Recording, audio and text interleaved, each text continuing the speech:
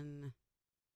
The views and opinions expressed on the following program are those of the host and guests and do not necessarily reflect the policy or position of ONTV's management, staff, or board of directors. The views and opinions expressed. Good Lord, that was like loud. That was crazy loud.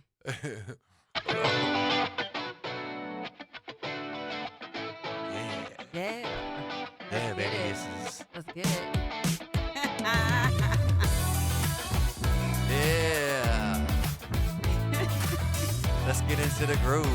Okay. Yeah, let's do it. Hey, how you guys doing this evening? I am your host, Jason, and I have a special guest in the studio, in my beautiful wife, Kathy. Say hello, Kathy.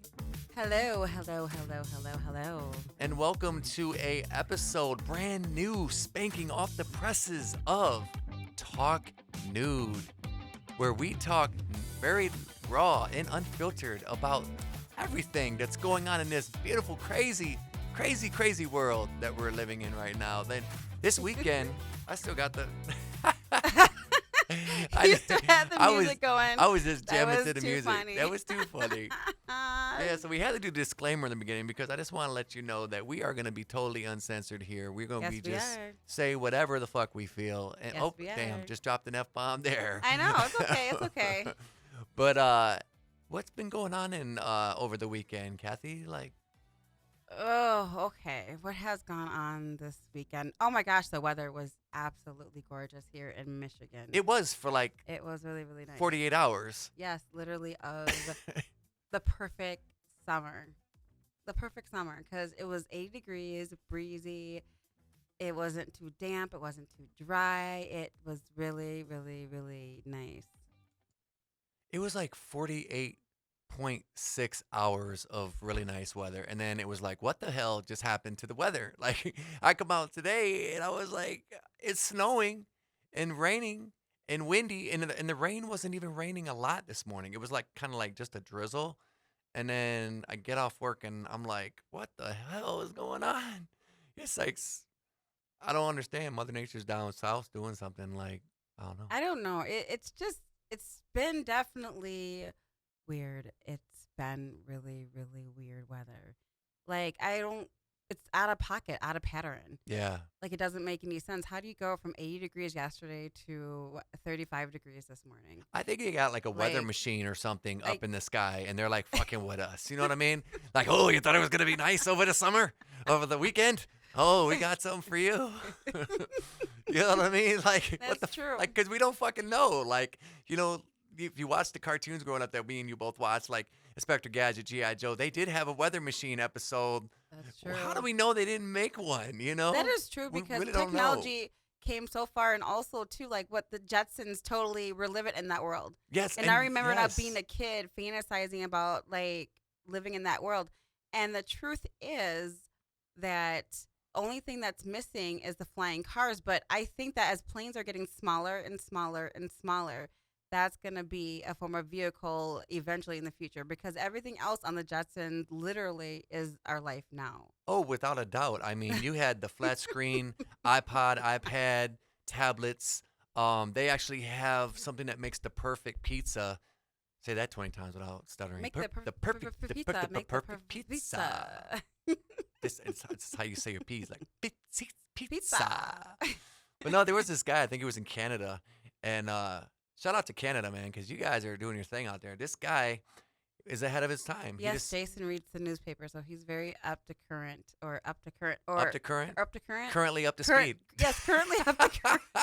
We're just butchering this fucking first podcast, but I love it because that's what it's about. It's But it about doesn't having have fun. to be perfect. It's Though. not That's the gonna whole be. point of being talking Yes, nude. yes. People who are in the nude means to be literally unperfect. And you never know. Maybe next time we might bring a drink in and be talking, drinking, talking Maybe. and drinking. Maybe.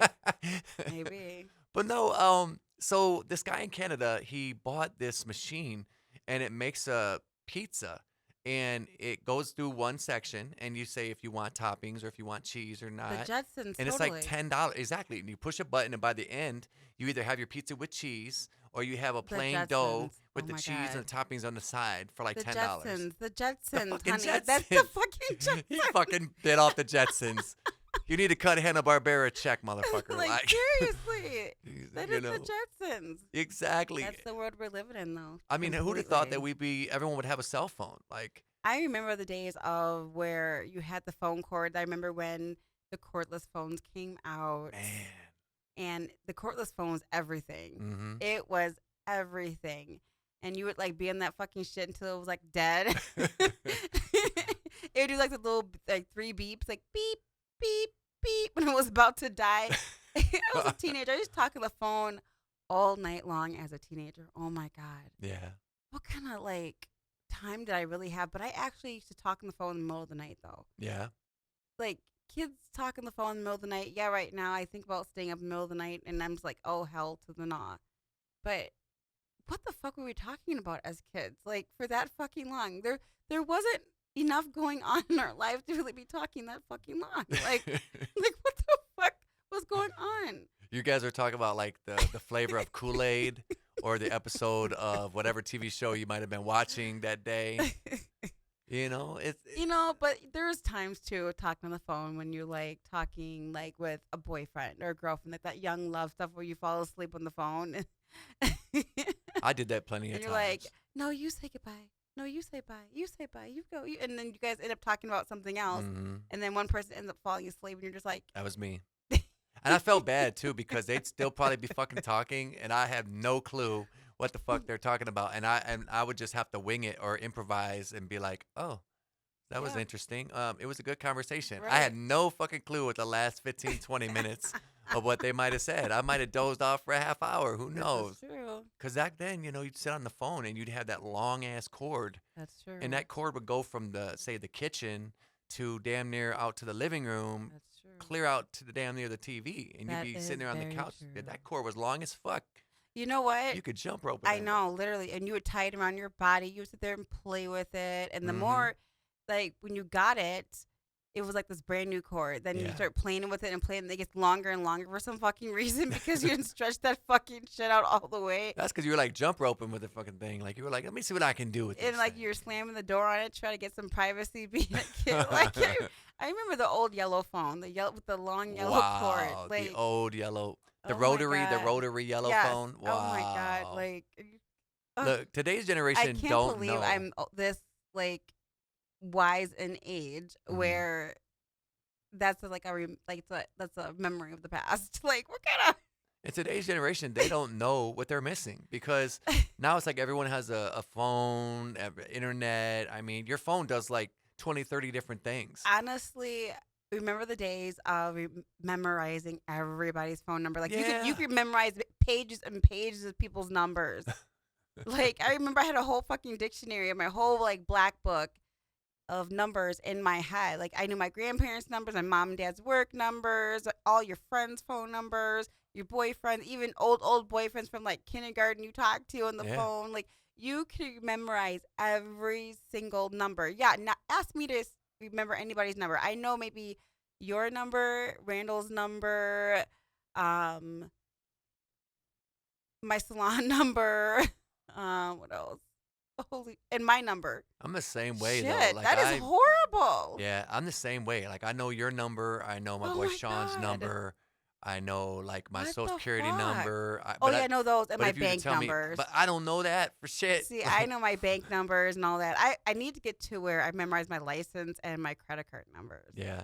I need to get to that point. But it's like they make everything so easy where that's why we're like addicted to our phones. And Yeah. also what comes with the phone is it gives you everything you want when you want it. It's too much information all at once. Way remember, too much. remember back in the day when you went to the library Mhm. and you had to check out a book and you knew if you had only an hour, you better know your subject you're looking for. You better print it out if you were going to copy it, or you better take notes. You knew what to do because you would not come back to the library either the next day or maybe the next week. Or people would check the books out and you had to wait for it to come. It was like information just wasn't at your palm of your hands like that. Now it's Yeah. like too much at the palm of your hands. And I'm sorry, but people need to learn to stop going down the fucking rabbit hole. Like Yeah. there has to be a stop. Because even me, even like I love studying occult, religion, spirituality, all that stuff, but I have set myself at a limit of I cannot go down all the way down to that fucking rabbit hole. Like I just can't. There is too much information. I have my set of beliefs, things that I study, but I can't because I felt myself doing that by watching TikTok. Seriously, because some of those fucking people are going down the fucking rabbit hole. Like it's kind of like stop. Just please stop. It's like an information overload. Yes, It's like, it's like stop please, going just down calm the rabbit down. hole. It's a little bit too Like, much. stop it. It's a little bit too much. Like back the fuck up. Like just a little bit. It is. It's like stop. Just stop it. Yeah. There's got to be a point, a limit. There's got to be. I believe in limits and boundaries. There's got to be like a limit. There's got to be. You want to learn this? Learn it. Okay, Yeah. that's enough. Yeah. I feel I've learned enough, especially when stuff starts repeating itself. As I read people's books or get information, whether it's YouTube, TikTok, or just quotes in general, or books that I may read, when the stuff starts to repeat itself, I know that I feel like, okay, this is enough. I know enough about this subject because the books start repeating themselves, especially they're the same type of like spirituality or subject. And I think that people need to know that with things that they study. Like, if the stuff starts to repeat itself in different books with different authors, stop it. Yeah. Just leave it alone. Just Yeah. leave it alone, please. Yeah, Just and stop. and the thing is, there's just so much information that you can get it from so many sources. So like you have At one social media, time. you have Oh my god. people don't even read the like. It's funny you mentioned newspaper, but no one really reads the newspaper anymore. Yeah, but I find I love it when you do it because like I feel that it's quick, straight to the point, and very accurate. Yeah, And so I really enjoy it. I Because I appreciate would have that. never read the newspaper back in the day. You make it sound so entertaining, but it gives me the news straight to the point, and that's it. Aw. I don't have to watch the news with all the fucking commercials, and then you just feel like the newscasters aren't genuine when they're Aw. giving you the news. And it's just, to me, it feels overly edited, overly done, overly dramatic. It's just not real. But when you read the words on the newspaper, these people who've done their research or due diligence, they just write a quick summary of what's going on without the BS. Like, shit. It's true. Really? That's very true. What I've noticed too is people are living off their phones. You know, they. I am. I'm not going to pretend to fucking lie. I Oh, love I already my know. phone. I knew we I were gonna. love my phone. It's like my companion. I think I could be okay with just me and my phone. You lost you literally lost your marbles the other day when you thought you lost your phone, but you actually left it at your salon, I know. but and it's you were like, just- I need to find my phone. it's like the little girl felt in that movie Megan. Yeah. You know, like I need my phone. And you know what? That's a perfect segue. Let's talk about movies. So some movies that we saw recently was Megan, and I like it because it was better than I thought it was gonna be. First off, but it was an updated version of like how Child's Play was with Chucky and Andy, if I remember correctly, right? But it was a female version, right? Right. But it was a little toned down compared to the original, because if you watch the original, there's a little bit more violence and a little bit more gore and blood in That's it. true. And this one was like PG-13 because, it's 2023. They're trying That's to true. get more money and get more people coming in to see these films, right? And my take on it, I actually enjoyed it. I thought it was I thought really it was good. well written. To me, it was like a murderous talking Barbie. You know, so Yeah. for me, I enjoyed it because that aspect. They made the doll look cute, like a little Barbie. Yep. Like, it was life size and just like it. I understand the concept. What was I funny, did. they actually used an actress as an I addition know. You know to what? the I did see. CGI. I did see a clip of that. Either it was in like YouTube or somewhere Mhm. that I had seen that they did that. I did remember seeing that. Yep. So they used CGI, plus they used the model, the actress, basically to pattern, what they want her to look like. I think they're probably gonna do a sequel because it's fucking Yeah, Hollywood. I just liked it for the message that it was really giving. What did you think the message For me, was? the message was that people really don't want to do the work. They're really kind of lazy, that they really don't want to put in the effort. And they use robots, gadgets, and things to replace the fact that they don't want to put in effort. That's a great message because unless you guys have seen the movie, hopefully you've seen it already, and we're not trying to give spoiler alert, but hey, spoiler alert, the movie came out a while ago. Um, what I got from it was the mom, the adopted mom, which was basically the sister of the mom that passed away, right, Right. in the car accident. She didn't really want her niece, right? Wasn't it her niece? Yep. Yeah, she didn't want her niece. You could tell because at first she didn't had the first clue of Or time. or time to take care of her, or she was just like throwing a tablet in front of her, like, here, play this, play this. Oh, we got we got Alexa, we got this, we got that.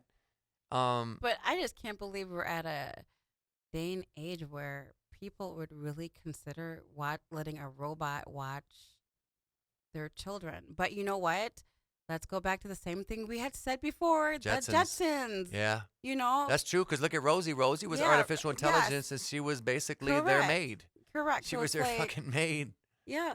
So that's where we're at, you know? Now, another movie we watched that I enjoyed, Kathy has a different take Oh on my it, God, was please Cocaine don't. Oh Bear. my And what I God. loved about this Like, movie was, surprisingly, I didn't know this because, I'm the one that always reads the credits and who yes, he produced what, does. who directed what. He reads credits. He knows hmm particular producers, movies, and writers. Like, we can be opening up a film to watch it, and he'd be like, "Oh, it's a so and so film. Oh, this is gonna be good." I'm thinking, "Who the hell is so and so?" Well, no, because know, when you This is definitely got to do your oh history. my gosh, so and so wrote this. Oh, this is Yeah. gonna be great. I'm thinking, who the hell looks at that shit? And then after the That's movie me. too, he looks at the credit. He reads the credits and all that. Yes. Like, I don't fucking do that. But I shit. do I that have just to never save done time that. because it's just like if you're reading a book, right? You're reading a book by one But of your I'm favorite not interested authors. in that. I just wanted to watch the movie. I'm not interested. But okay, so look, if you're But I'm reading glad a that book, you do that because Mhm. that's why but that shows that you're a movie buff and you pay Okay. attention to those details. Though, Yes. you know, to the point where it's like a book author. Like for Mhm. me, I like a certain book author. Yep. And that's how you are. You're like that with your films that, Oh yeah. you know, okay, if Stephen King wrote this, you know that it's going to be slow starting, but get really good in the middle towards the end, Yeah. you know, and that's how you are with films. Because you know the writers and the producers, all that. Yeah. So I guess we all have our way of categorizing stuff. Because me, I'm that way with books. Okay. Because the last thing with books is I hate is when I read a book and the person has done nothing but babble on about nothing to the fucking middle of the book. And I'm just like, this person just wanted some words, just want to hear themselves talking. But a client of mine told me that's a writer, a book writer, actual book writer. hmm No, it actually was a podcast that informed me that a person I listened to on a podcast, he just wrote a book and he's selling it on Amazon. He says it's really, your book deal is based upon the words. So some shit you have to just fucking make up because if your book has to be 15,000 words and your original copy of the book is 10,000 words, so you have to make up some shit to Yeah. fill that quota. I can see that because But some they do people that. just don't need to write books, or you got the wrong fucking book deal because some stuff is just the middle of the book. Yeah. Middle of the book. I don't know, but you're very organized because, like I said, the way you do films is organized. Like, you know what you're looking for when you're going to watch the film.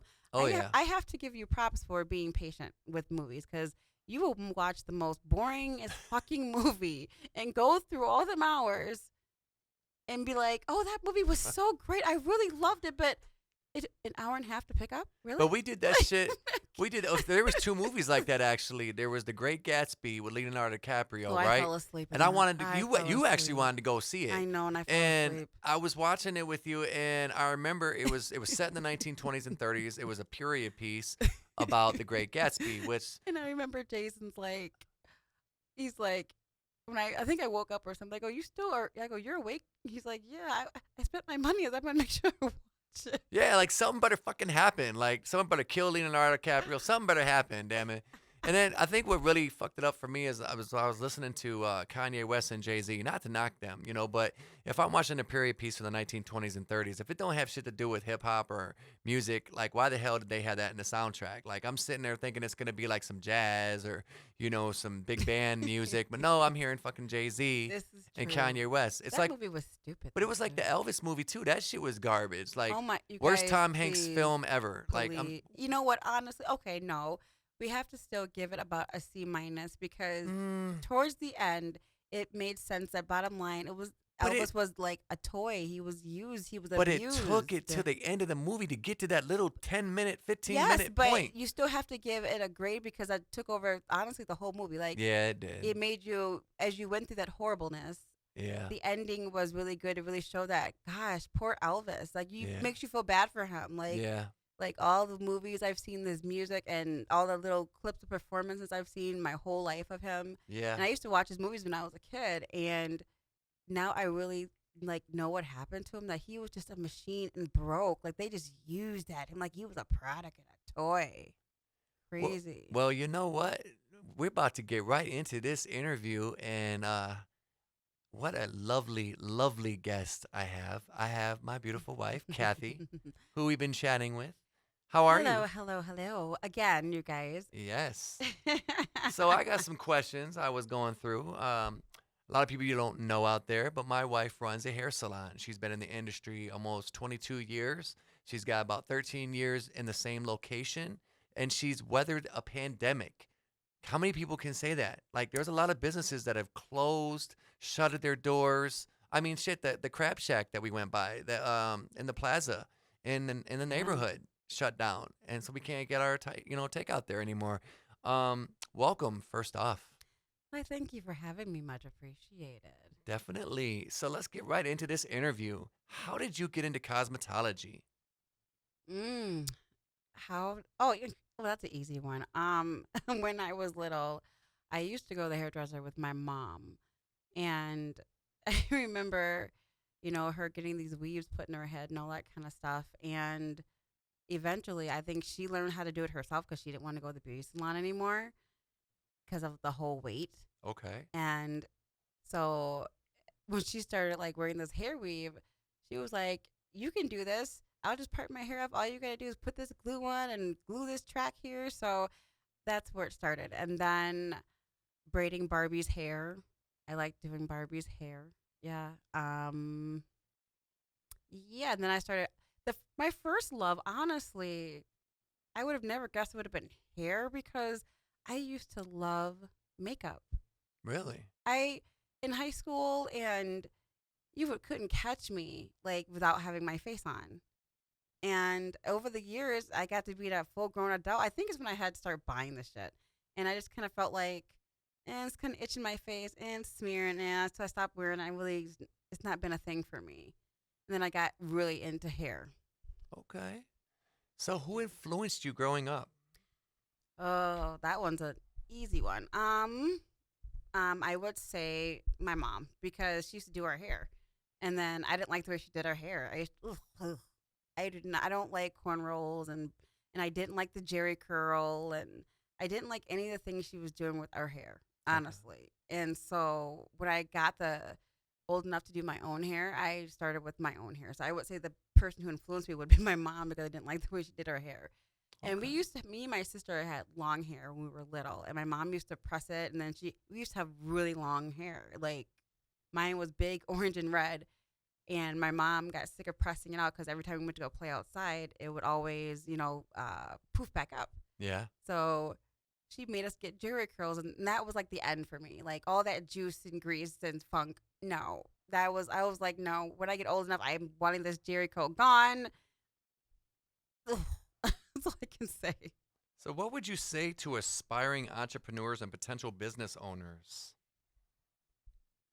Oh, um, take 5 years when you get out of school and go to a place with a lot of traffic. Go be somebody's shampoo assistant. It's more than just being a hairstylist. You need to observe the business and the environment before you go jumping into it full time. Doing mommy's hair in the basement or friends and family in the basement is not the same as in a salon environment. It's a very cutthroat environment, and you have to be aware and careful because everybody that's in that place is there to make money.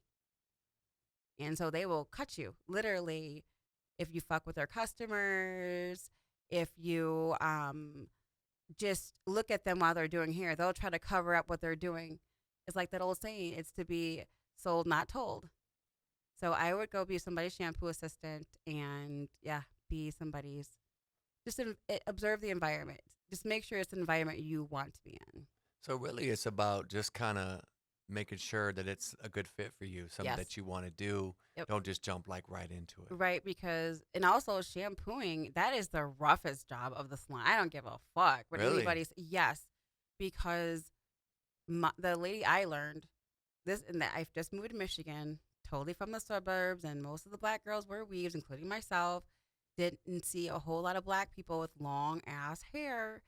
And when I went to go work for Miss Dora, every single one of her black women clients had hair to the fucking middle of their fucking backs. Wow. And she showed me how to shampoo, how she wanted her clients to be shampooed and done, how to massage hair. It was tedious. That was work. I was 19 years old, go home crawling because my back was hurting. She was the one of them stylists like in the old ghetto black salons where you worked in double booked, triple booked, worked from 6:30 a.m. to 12 p.m. midnight. And I had to be her assistant. You can't go home until they're done. And so shampoo assistant's job is to cape the client, wash the hair, and she liked 3 shampoos. That's why I still do that to this day. I do what I learned all the way to this day, 22 years later, because it's so ingrained in me, because it's the roughest job. But people say, oh, you're so great at it. I'm thinking, do you understand the trenches I have been through? Doing and blow drying, curling iron, coloring, that is not hard. I will even say, I'm gonna put braiding in there too. Yes, people. You can try to cancel me if you want to. But braiding is still not as tough as being a shampoo assistant.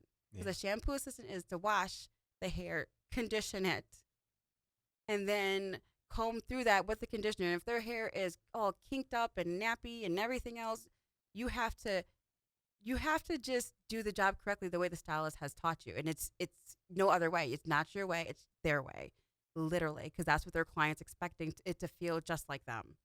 Okay. Really It's good. a hard job. So, what are some of the pros and cons into owning your own business? Whew. I will say my salon has made a woman out of me.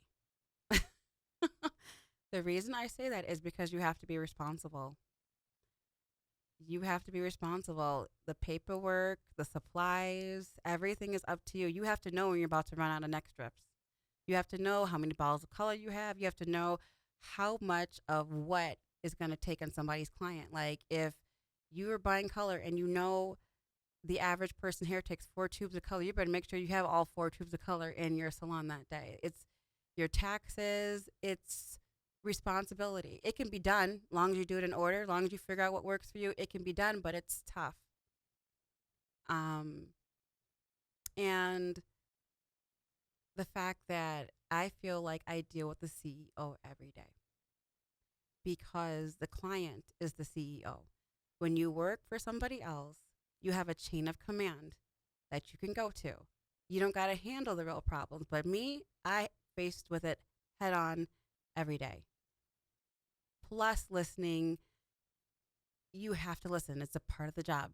You got to memorize people's birthdays, the kid's birthday, who's graduating, who's doing this, who's doing that, it's a lot. But it's also very, very rewarding. So that would be a pro and a con altogether because sometimes it sucks to have to be responsible. Yeah, definitely. It sucks to have to be responsible when you don't want to. A big pro is the freedom. You can't pay for freedom. I mean, seriously, the freedom. But also it can be a con too because I am now 40 years old and finally gotten to the point where I go to the salon an hour early just to have discipline. Because remember the days, Jason, when I go to the salon 2-3 minutes late because of the fact that I lived across the street. Mm-hmm. I would show up, lock the door on people until I got ready and just acting just out of just unprofessional because of the fact that I work for myself. So it can be a pro and a con. And professionalism is really up to you. You don't have anybody in your ear telling you how to be professional. That's very true. So, why do you think customers keep coming back to your place with so many other places they can get their hair cut, styled, and colored at? I mean, it seems like there's a salon or a barber shop on every couple square blocks. For me, truly, I think everybody that steps into my salon is called there. I create, I think, a place where people can feel safe and relaxed, especially relaxed because I might be the only person that either asks about their day or gives them a chance to relax because you never know what somebody might be going home to every day. So they might step into my salon and feel so relaxed, but that may be the only 30 minutes of their whole day that they're going to get to relax. Um, Also, too, people like one of my clients just recently told me he's a young kid, 19. He said, I never not come here and not learn something new. So I think that my clients just learn something. I don't know, from being in my presence. I think that besides just the skill of me doing hair, and I think I keep it simple. I don't overdo things when it comes to people's hair. I keep it basic and simple. I would say I'm the queen of the basics. And sometimes clients don't like overcomplicated things. So I think I create comfort and flexibility and simplicity, like the classic simplicity. That's very true, and I think you also create a very peaceful, tranquil atmosphere. Um, it's very calm and relaxing in there. You always got music, you got candles lit, you got your incense in there. You know what? I You totally know, didn't even it's realize that yeah, I didn't even think about that you literally. create an experience. I think I'm so used to creating a relaxing environment. I'm so used to that I didn't even think about that Well, when no, I was because talking if you about my think about it, salon. like a lot of businesses you go to, like we don't get promotion to other places, but we just know that other places, competition or whatever, right? When you go in there, it might be chaotic. You might have kids running around, parents like cussing. The stylists are frazzled. They might be burning someone's hair up. It's a It's really busy totally. environment because salons have always been known for that, though. Hmm. I think I lived in that world for so long because I've had my salon 12 years going on 13, and I've been in the business almost 22. So I spent the first half of my career in those environments. So I think when I got to have my own, I wanted something different, but that didn't come overnight because I used to have a chaotic environment too, because that's all I knew. So even in the beginning with my salon, I used to allow food, kids running around. I used to let everybody use my bathroom. I It was very chaotic till one day I just was like, this is too much for my nerves. I need to calm this down. I think I wanted to relax. I wanted to be in an environment where I was relaxing because the more people ask you for your advice and they tell you their problems, it was like I couldn't take the chaotic music and I couldn't take the chaotic people and still be my best self and be able to focus on the client and listen to their problems or give them advice without being relaxed myself. And as the hours got longer in the day, I was like, I need a relaxing environment. So I think it just started with me needing to relax. And I started thinking about if needing relax, there's got to be other people who need it. And definitely because when people get off work, they don't want to go into a stressful environment where it's really loud and obnoxious in there and too much going on, right? So when they go in there, one thing I noticed, I remember when I used to come through there a lot in the beginning, when you do the shampoo bowl, ladies and gentlemen, when Kathy does the shampoo bowl, that's all I can tell you. Guys, you need to come in there and get your scalp relaxed because not only do you get the experience, but it's like you literally pull the stress away or anxiety someone might be I told feeling. you I was trained. Like, do you understand? Like, I was trained, and gosh, Miss Dora, to this day, I still thank her though. I Thank you, saw Mrs. her. Dora. Yeah, Miss Dora Cole. Like, the thing is, that was her calling because I wasn't the only assistant. She's taught so many of the stylists in Pontiac how to do hair. She started their careers and she started mine. And she was my dad's high school friend and my dad's younger sister's best friend back when they were like teenagers. And so Interesting. that's how I met Miss Dora. It was like everything was divine timing when I moved to Michigan. I'm telling you, like divine time and how I started doing hair here and how everything just came together. Miss Dora was the first piece of my puzzle as a cosmetologist here in the state of Michigan. Nice.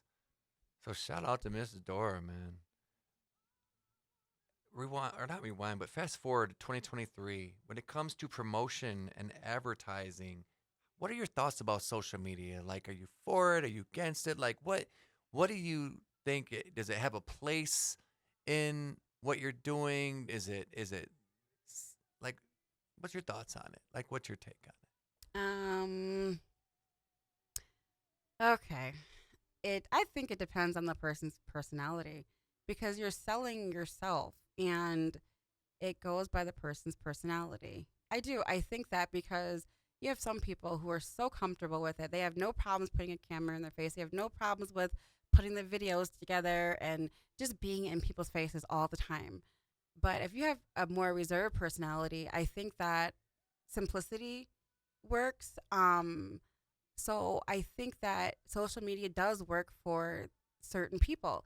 I'm an old schooler. I still believe in word of mouth. That would be the number one thing because people talk about the experience. I think that's the most important. And I also, for me, I enjoy dealing with people who were referrals. I've had more crazy people from the internet. So I prefer referrals. I refer the smaller community thing because I like to connect my clients. I do. I like to be able like, oh, she knows him, this person, she knows that person. Like I just came up, me and Jason had a party to go to, and for my client's 60th birthday, and the same community was there that I know. These are both people who are my clients, Hmm. and it's connected. So I prefer that old grassroots approach. But some people who love meeting different people, who are not afraid of people, who are complete extroverts, love the internet because you're meeting people from all over the world. So I think it's just up to the personality. But whatever your personality is, do it to your best ability. If utilize it, like Lynette, she's one of the other people who worked in my career and taught me a lot.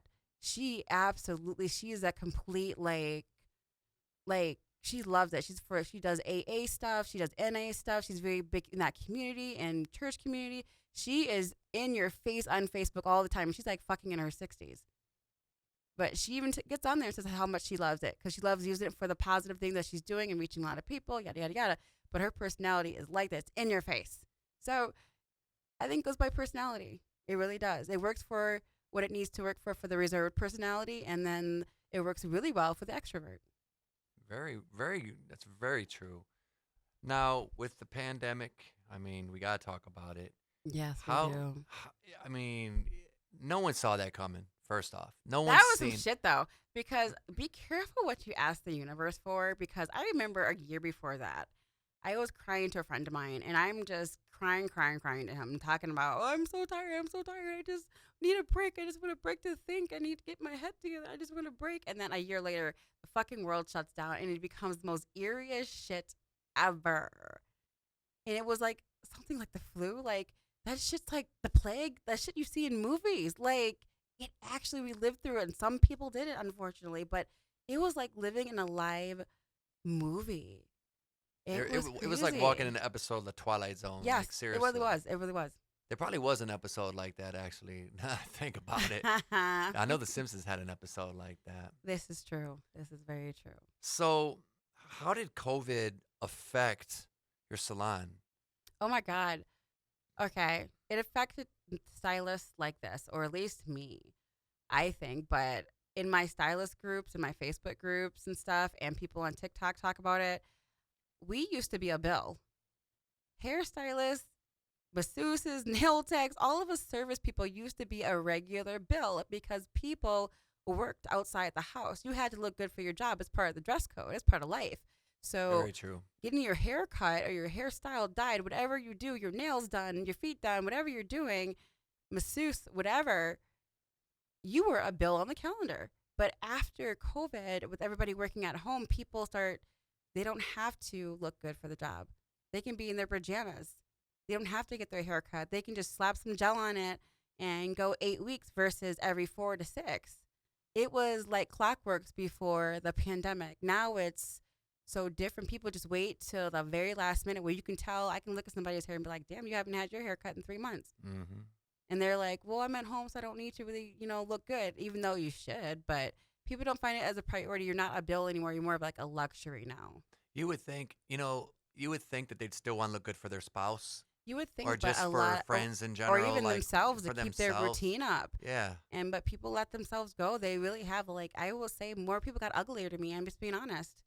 Because I went from like seeing you look like a certain way every 4 weeks. I know what my haircut looks like after 4 weeks. After somebody wears my haircut, I know what it looks like. But by the time you fucking come in, I'll fucking recognize you. Like, ew, I can't imagine what your spouse is looking at. Like, spouse is thinking and shit. Yeah, there'd be Like, hair all like jacked up, the line be off and shit. like it's the truth. Like, I wonder, like, what is your spouse really thinking about you? Like, they're having to fucking look at you every day, and I looked at you just fucking once after fucking 4 weeks. And I'm just like, yeah, like shit. Like Well- 3 months later, like seriously. Well, what really sucked too is the fact that they shut down a lot of the small mom and pop businesses, and such as the salons and styles, because the government pretty much considered them a non-essential business, which I disagree with, because like you said, it is an essential business. Looking your best. It's just like when you go to the dentist, and we talked about this before off camera, is when you go to the dentist, you don't want to, you go there to get, hooked up, and so your teeth, if they're a little Yep. messed up, you get them lined up, you get caps, your cavities filled, whatever you got to do, get a tooth pull, get a bridge, whatever you got to do to make yourself look right, because your appearance is everything. Yes, So- because people do, unfortunately, but not actually. Fuck it. I'm not fuck it. I'm gonna say it. Looks do fucking matter. They do. I do judge a book by the cover, whether it's shiny print. I open it up. I smell the book. Back in the day, Yeah. I would smell the book, look at the words. The cover had to draw me first. I don't care if it was a plain bright pink color, but the fucking bright pink drew me. That's true. People do go by looks. They shouldn't, but they do. Yeah. But the thing is, I feel like, looks do matter. They do. How you present yourself to the world matters. But I think some people just don't care. And I feel like sometimes people just don't care. They don't. I mean, I've been the other night I went to Meyer, and case in point, people were wearing like pajamas, Yeah, people and don't their care. hair all just disheveled, like looked like they I didn't even think run a fucking people comb have- through it. I think people just have gotten just lazy. Yeah. Seriously, I think people are just, or they're just being their real selves, and they're just saying, "Fuck it, I don't look like Barbie. Fuck it, I'm a Right. slob. If you're gonna love me, you're gonna love my slobby ass." I think that's the bluntness too, because But I've not at seen Meyer way- at like 9:30 p.m. I don't want to see Shit. someone in their fucking flip flops and You pajamas. have though. I have went in my house coat before in the Yeah, but you- summertime. but I you have would- in my but you- pajamas. Yeah, but you don't be going down dressed down like even though you're in your pajamas. You I've done my look- little pink robe and moo and Yeah, went you to be, Myers. but she be looking sexy. In her little But that moo-moo. you think that, but somebody might perceive me differently and Fuck be what like, they "What the think. fuck is that she wearing?" Fuck what they think. You know what I'm saying? I was in the bank the other day. Dude came in, hey, everybody. Smell like straight fucking alcohol. I'm like 3 tables away from the guy, and the guy's like getting liquored up at 4 in the afternoon. Like, But the thing, you know what? That is that's 4 o'clock in the afternoon, just getting lit. he was getting fucked up. And he was going to get money at the bank. I'm hoping that he got home safely. There's functioning alcoholics though. There is. There is functioning ones. But how There's, like- functioning can you be if be you're under the surprised. influence? You'd driving? be surprised. Like one of my friends is like coworker. Mm-hmm. He is like can drink a whole fucking gallon of liquor and walk himself home at nighttime. Everything like. A whole and- gallon of yes. liquor? And he's been to rehab a million times. He's actually a rich guy with rich family, everything. And his sister like keeps trying to save him, and she's gonna save him to the rest of their lives. And like my friend is like having to go over his house because his sister's worried about him, having to knock on the door, see if he's not dead. He got beat up outside of his house, wallet, everything gone. He didn't care. He didn't feel shit, but he works at a rich country club. He's a top chef there, and it's like, but he is a total alcoholic. He fixes like those 5-star meals and fancy stuff, but you would never guess the way he cooks is compared to how he acts in real life. Okay. So it's like sometimes people need it just to cope, I guess. Their bodies get used to it. I don't know. So with all the talk about, the salon, what is the name of your salon? My salon is named Bravo Cuts. It's in Pontiac, Michigan, in the Rainbow Plaza. And where did that title come from? Like, where did you get that idea from?